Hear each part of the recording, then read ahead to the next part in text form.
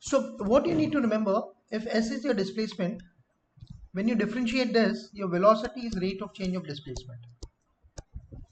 And when you differentiate that, your acceleration is rate of change of velocity. So your acceleration will be the second order derivative, that's how we write it, of the displacement. So when you go this way, it's all differentiation.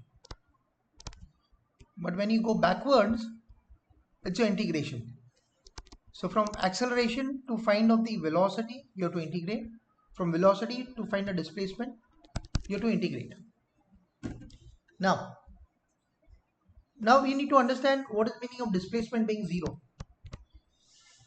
So if you're looking at displacement being zero means body is at the origin.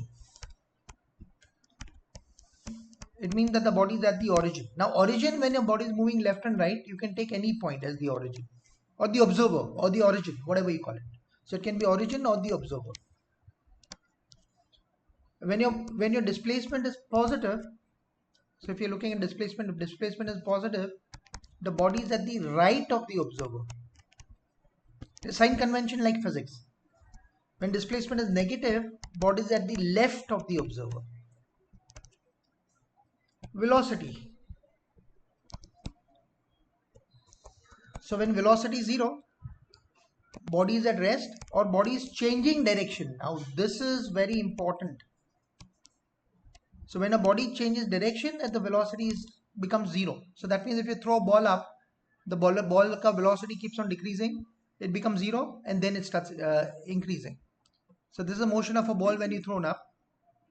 So at the highest point of velocity becomes zero. So when it's changing direction, now this is the key thing in the problem. They'll ask you, okay, when is the body changing direction, and you should be able to apply this. So when a body changes direction, velocity is zero. This is the key thing. All the other things you may remember, but this is a key thing which is not to be forgotten. Now velocity being positive means body is moving to the right. Now being on the right and moving to the right are two different things. It's moving to the right. When the velocity is negative, the body is moving to the left. So body can be on the right and moving to the left. I mean, so this is the direction in which it's moving from that point. Acceleration can be zero, means it's uniform velocity. Uniform velocity. One second. Give me a second.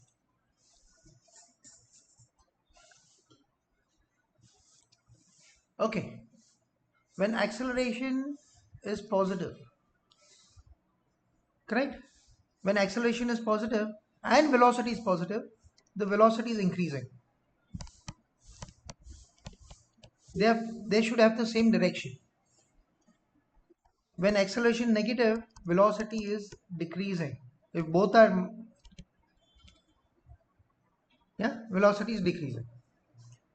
Now this is very important.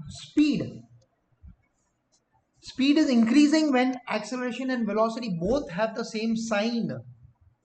Means when your acceleration is positive and velocity is positive, speed is increasing.